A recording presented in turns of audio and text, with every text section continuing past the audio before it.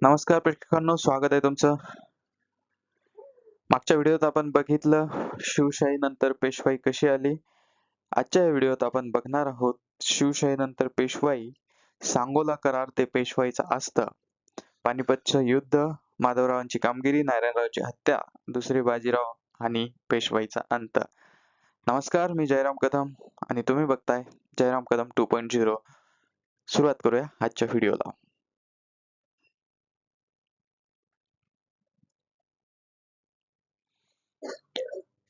1749 मध्ये छत्रपती शाहू महाराजांचे निधन झाले. त्यानंतर साताऱ्याच्या गादीवर छत्रपती रामराजे आले.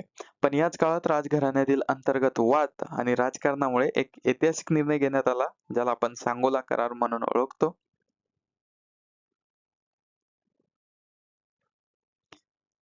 या करारानुसार छत्रपतींनी साम्राज्याचे सर्व प्रशासकीय आणि लष्करी अधिकार अधिकृतपणे पेशव्यांना दिले. छत्रपती साताऱ्याच्या गादीवरचे प्रमुख राहिले, पण मराठा साम्राज्याचा खरा कारभार आता पुण्यातून म्हणजेच शनिवारवाड्यातून चालणार हे स्पष्ट झाले. येथूनच खऱ्या अर्थाने पेशवाई सर्वसत्ताधीश बनली.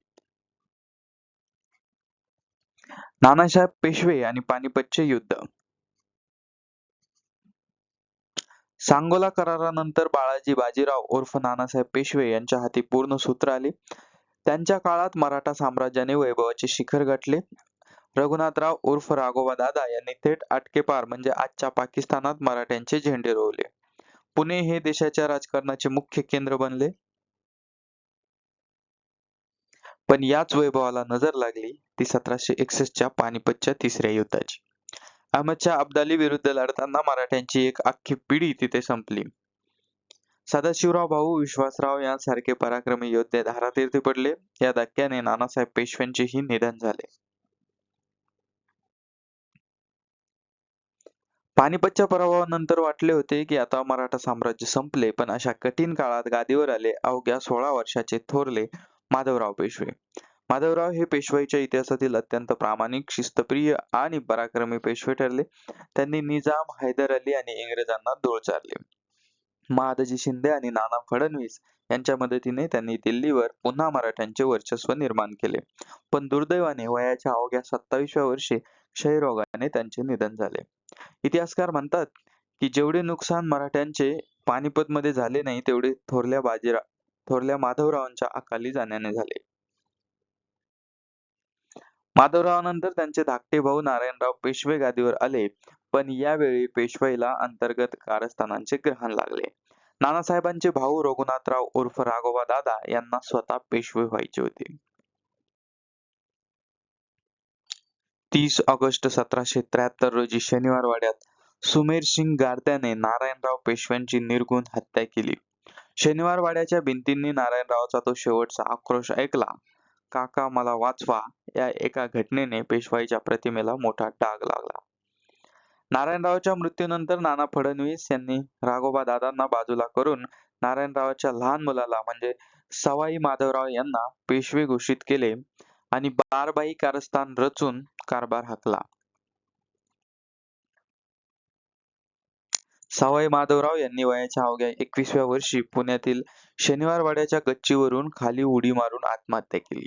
27 ऑक्टोबर 1795 रोजी त्यांनी हे टोकाचं पाऊल उचलले. नाना फडणवीस यांच्या वाढत्या राजकीय हस्तक्षेपामुळे आणि बंधनामुळे ते प्रचंड नैराश्यात होते, ज्यातून त्यांनी हे पाऊल उचलल्याचे मानले जाते. सवाई माधवरावांच्या मृत्यूप्रकरणी इतिहासात काही मतभेदही आहेत.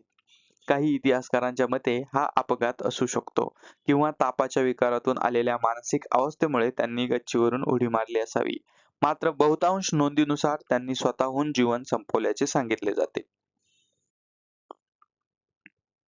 सवाई माधवरावांच्या आत्महत्येनंतर गादीवर आला राघोबादादांचा मुलगा दुसरा बाजीराव पेशवा. हा पेशवाईचा शेवटचा आणि अत्यंत कमकुवत पेशवा ठरला. त्याच्या काळात मराठा सरदार शिंदे, होळकर, गायकवाड, भोसले यांचे आपसातले वाद विकोपाला गेले. याचाच फायदा घेतला ब्रिटिश ईस्ट इंडिया कंपनीने. इंग्रजांनी फोडा आणि राज्य करा हे धोरण वापरून मराठा सरदारांना कमजोर केले. 1817 मध्ये खडकी, कोरेगाव भीमा आणि आष्टीच्या युद्धात मराठ्यांचा पराभव झाला. शेवटी 3 जून 1818 रोजी दुसऱ्या बाजीराव पेशव्याने इंग्रज अधिकारी जॉन माल्कन समोर शरणागती पत्करली आणि अशा प्रकारे छत्रपती शिवाजी महाराजांनी स्थापन केलेल्या स्वराज्याचे प्रतिनिधित्व करणाऱ्या पेशवाईचा पूर्णपणे अस्त झाला. मित्रांनो, 1818 मध्ये पेशवाई संपली. इंग्रजांनी शनिवार वाड्यावर युनियन जॅक फडकावला. पण यानंतर दुसऱ्या बाजीराव पेशव्यांचे काय झाले? इंग्रजांनी त्याला पुण्यातून कुठे पाठवले? आजच्या उत्तर प्रदेशातील कानपूर जवळील बिठूर येथे गेलेल्या या पेशव्यांच्या पुढच्या पिढीने म्हणजेच नानासाहेब पेशव्यांनी 1857च्या स्वातंत्र्य लढ्यात कशी उडी घेतली, हे आपण पाहणार आहोत आपल्या पुढच्या म्हणजे तिसऱ्या भागात. तर उद्या परवा लवकरच आपला तिसरा भाग अपलोड होईल. त्यामुळे तुम्ही चॅनलला सबस्क्राईब करून ठेवा. बेल आयकॉनला दाबून ठेवा. जसाही व्हिडिओ अपलोड होईल तुम्हाला नोटिफिकेशन येऊन जाईल. व्हिडिओ शेवटपर्यंत बघितल्याबद्दल मनःपूर्वक धन्यवाद. व्हिडिओ कसा वाटला ते कमेंटमध्ये नक्की कळवा. काही चुकलं असेल तर सविनय कमेंटमध्ये कळवा. भेटूया पुढच्या व्हिडिओत. धन्यवाद.